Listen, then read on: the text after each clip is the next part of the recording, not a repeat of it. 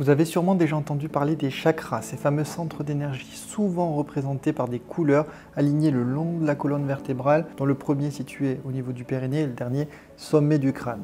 Mais concrètement, à quoi correspondent-ils?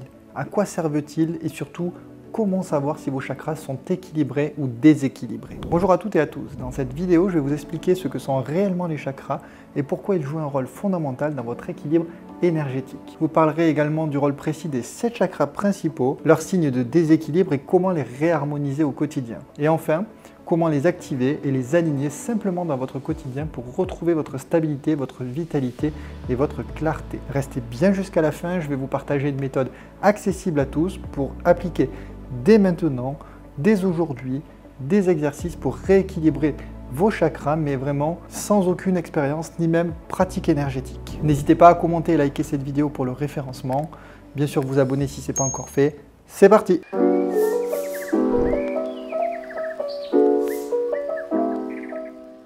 Première partie, les chakras c'est quoi et pourquoi ils sont essentiels? Le mot chakra vient du sanskrit qui est une langue indienne ancienne et qui signifie roue. En énergétique, les chakras sont des centres d'énergie subtils situés dans tout le corps. Chaque chakra est une sorte de carrefour où circulent et s'échangent les énergies entre le corps physique, les émotions, les pensées et notre âme. Il existe des milliers de chakras dans notre système énergétique, mais les traditions en reconnaissent principalement 7 principaux qui sont alignés le long de la colonne vertébrale, dont le premier est situé au niveau du périnée et le dernier au sommet du crâne. Ces chakras vont agir comme des transformateurs vibratoires. Ils vont absorber l'énergie extérieure, notamment via les corps subtils, via les couches énergétiques, et vont la redistribuer dans tout le corps pour faciliter l'équilibre entre la matière, l'émotion, la pensée et la conscience. En effet, ils sont très importants car chaque chakra est relié à un organe, à une zone du corps, comme par exemple le cœur, l'intestin, la gorge, à un type d'émotion, la joie, la peur, la colère, encore la tristesse, ou encore une fonction psychique ou spirituelle, comme par exemple l'ancrage, la volonté, la communication. Et donc, quand un chakra est équilibré, l'énergie va circuler librement et on se sent aligné, confiant, en paix. Mais lorsqu'un chakra est déséquilibré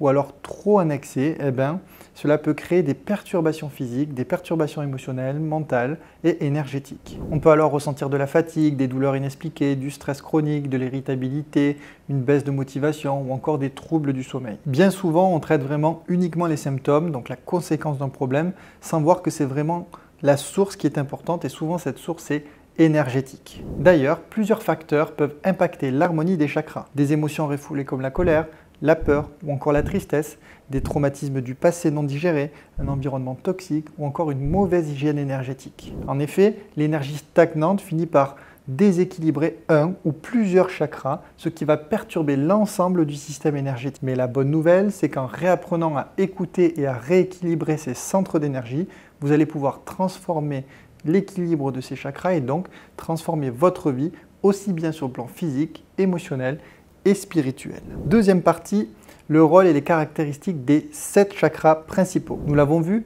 chaque chakra possède une fonction bien précise qui va influencer à la fois notre corps physique, notre état émotionnel, notre mental et notre ouverture spirituelle. Je vais donc vous donner un aperçu clair et simplifié des 7 chakras principaux. Premier chakra, le chakra racine ou Muladhara en sanskrit. Ce chakra est situé à la base de la colonne vertébrale et plus précisément au niveau du périnée. Il est associé à la couleur rouge. C'est le chakra qui va symboliser l'ancrage, la stabilité, la survie, la connexion à la terre. Lorsqu'il est équilibré, vous vous sentez confiant, enraciné, sécurisé. Mais s'il est déséquilibré, cela peut entraîner alors de la peur, un sentiment d'insécurité ou des troubles physiques comme des douleurs dans le bas du dos, des problèmes pour se recharger, des problèmes pour récupérer. Et aussi, ça peut vous amener l'impression générale de perdre pied, d'être éparpillé. Donc pour l'harmoniser, il faut tout simplement pratiquer des activités en lien avec la nature. Vous pouvez tout simplement marcher pieds nus en extérieur, tout simplement vous rapprocher des sources d'eau, aller vous promener dans des forêts. Vous pouvez également utiliser des pierres d'ancrage telles que le jaspe rouge,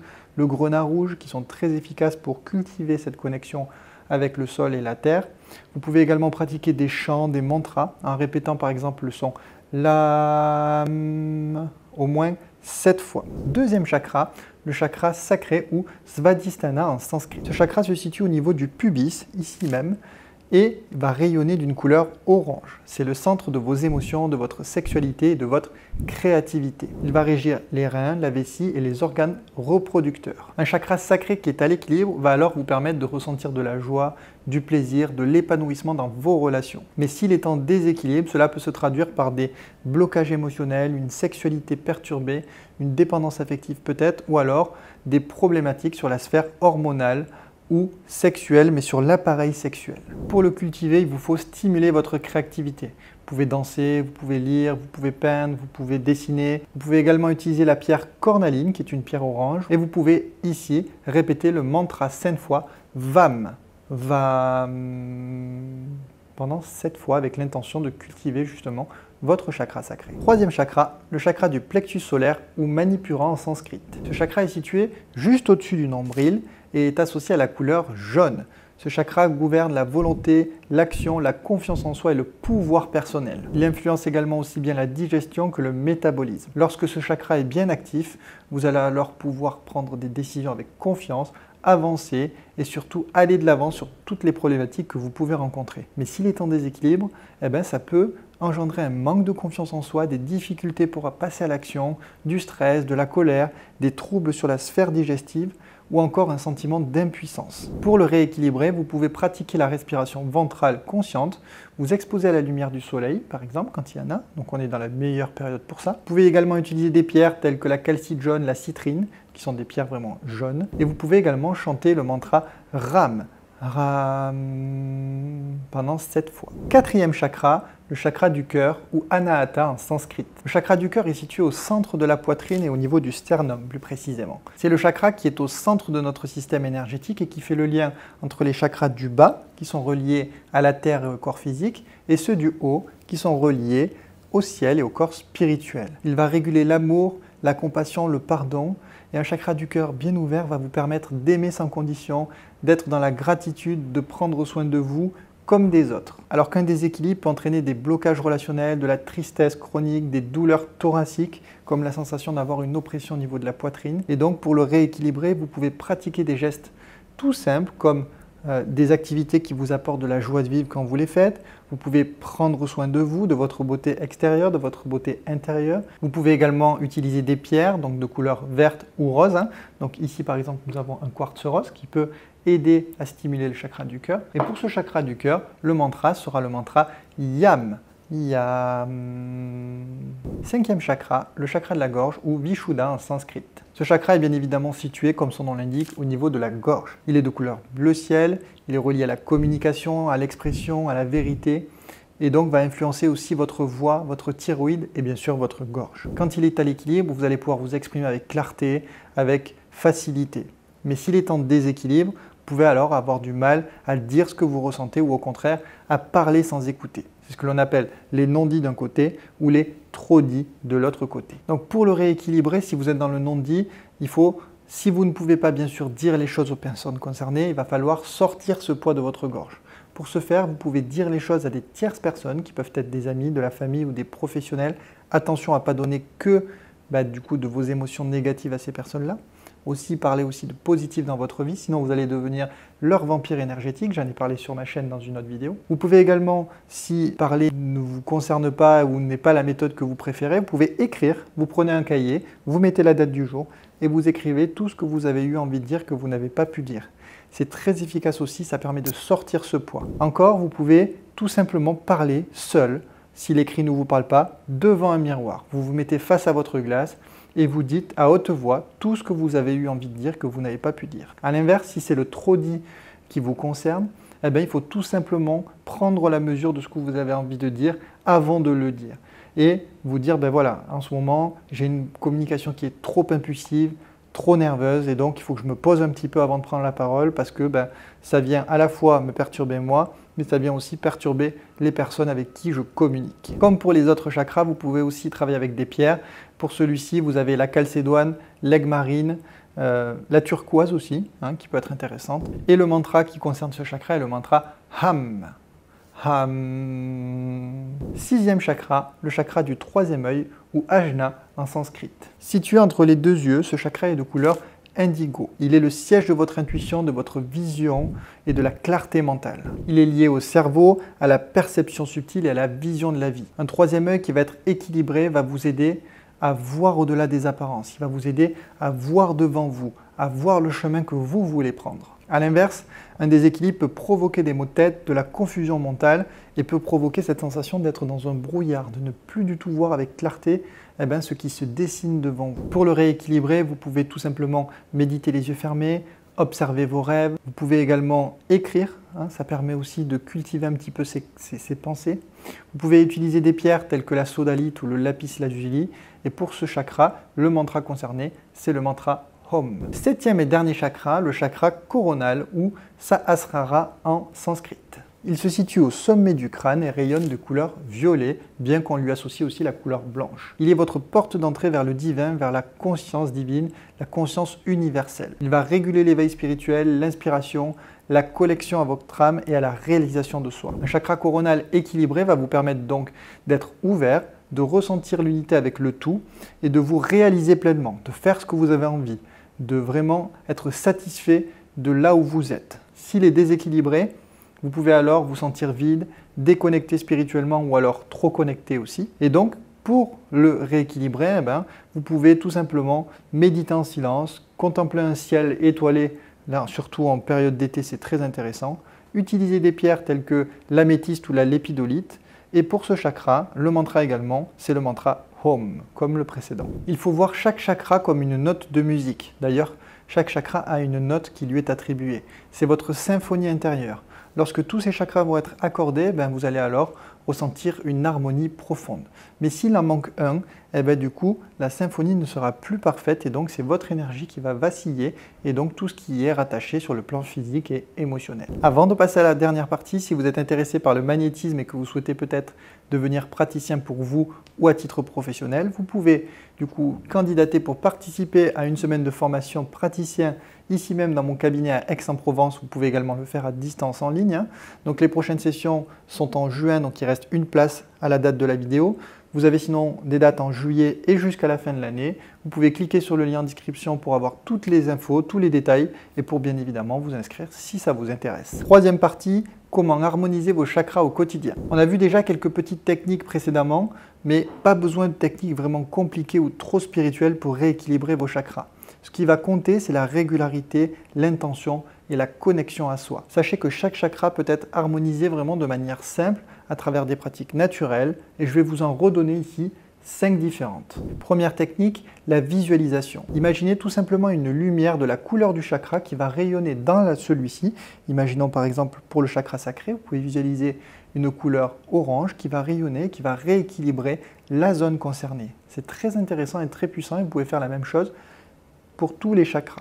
Deuxième technique, la respiration consciente. Celle-ci, c'est très simple. Il va falloir inspirer en plaçant votre intention sur le chakra concerné. On inspire par exemple en émettant l'intention de remplir le chakra concerné d'énergie et on souffle par la bouche avec l'intention de libérer le chakra de tous les résidus énergétiques dont on ne veut plus et de toutes les tensions dont on ne veut plus. Ça aussi, vous pouvez le faire pendant 1, 2, 3 minutes. C'est très intéressant pour nettoyer vous-même votre propre chakra. Troisième technique, les mantras vibratoires. Nous l'avons vu précédemment où je vous ai présenté tous les chakras.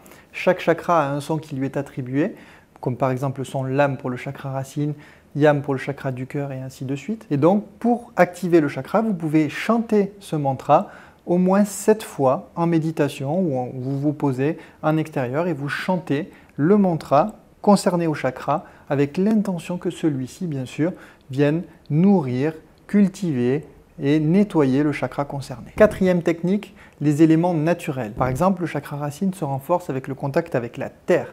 Le chakra sacré, comme c'est le chakra des émotions, lui, ce sera plutôt l'eau. Le plexus solaire, vu que c'est lui qui nous parle de pouvoir d'action, ce sera plutôt le soleil. Le cœur, qui est plutôt relié plutôt à les émotions, l'amour, etc., ce sera plutôt l'élément air, et ainsi de suite. Vraiment, cultivez vos éléments, ça va vous aider aussi à cultiver vos chakras. Cinquième technique, l'alimentation vibratoire. Les couleurs des aliments vont soutenir aussi les chakras. Par exemple, si vous mangez des aliments rouges avec l'intention, avec le but cultiver, de travailler votre chakra racine, ces éléments pourront vous aider. Pareil, si par exemple vous mangez des haricots verts, essayez de les manger en conscience pour que ceux-ci viennent vous aider à travailler sur le chakra du cœur. Alors bien évidemment, ce n'est pas miraculeux, mais c'est une technique aussi, l'alimentation vibratoire, pour pouvoir travailler sur vos chakras. Alors vous allez me dire, avec tout ça, il y a plein d'exercices, comment faire pour tout placer dans votre quotidien, etc. Alors comme je l'explique dans mon livre, l'idéal c'est de se créer une routine énergétique. Vous avez tous et toutes une routine que vous faites au quotidien, ça peut être une routine beauté, une routine sportive, peu importe. L'idée c'est de créer une routine énergétique.